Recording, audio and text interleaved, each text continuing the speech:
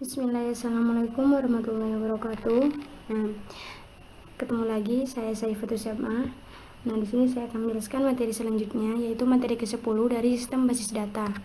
Nah, nama anggotanya M. Nazirul Umam, NRP 02, dan Rizky Wahyudi, NRP 03, dan saya sendiri Saifatul Syamah, NRP 20.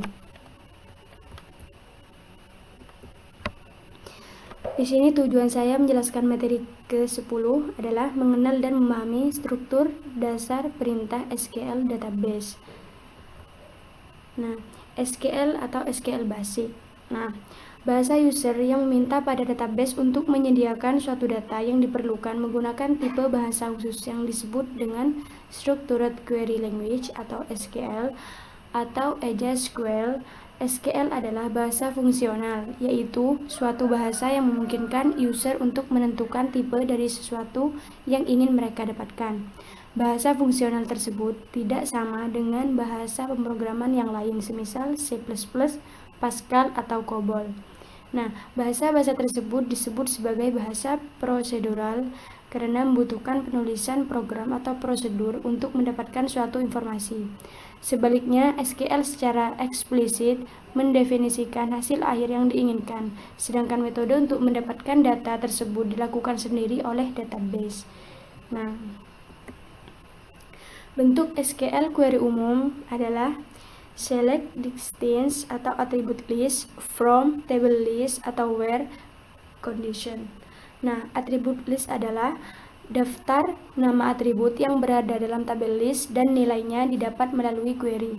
Nah, tabel list adalah daftar relasi yang memiliki nama atau dengan domain variabel pada tiap nama yang diberikan untuk memproses query. Condition adalah statement perbandingan dalam SQL query yang mengkombinasikan operator perbandingan AND, OR, dan NOT.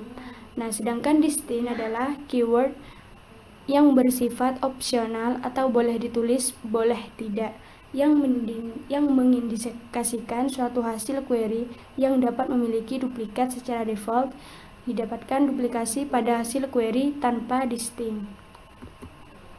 Nah, pemilihan data dapat dilakukan dengan menggunakan contoh kode seperti berikut.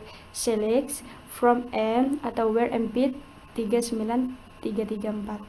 Nah, statement SQL di atas meminta untuk menyediakan semua data dari tabel EMP, di mana nilai yang diminta ada pada kolom EMPID yang berisi nilai 39334.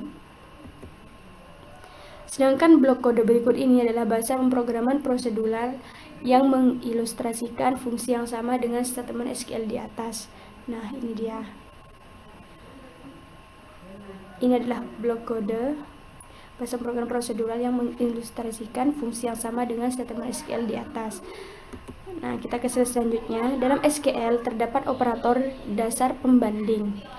Nah, ini nama alias diperlukan jika terdapat file dengan nama yang sama muncul pada statement perbandingan yang terdapat pada klausa where. Penggunaan nama alias penting sekali dan hampir selalu digunakan. Berikut ini SQL query yang menggunakan nama alias. Menampilkan nama dan alamat dari semua pegawai yang bekerja pada Departemen Research. Nah, ini adalah nama-nama alias atau nama dan alamat dari semua pegawai yang bekerja pada Departemen Research. Nah, sedangkan distinct adalah keyword yang bersifat opsional atau boleh ditulis atau boleh tidak, yang mengindikasikan suatu hasil query yang tidak memiliki duplikat. Secara default, didapatkan duplikasi pada hasil query tanpa distinct. Nah, bentuk SQL query umum ini select atau distinct from table list atau where condition. Nah, terima kasih. Nah, mohon maaf sebelumnya apabila penjelasan saya kurang jelas. Nah, dan mohon maaf. Wassalamualaikum warahmatullahi wabarakatuh.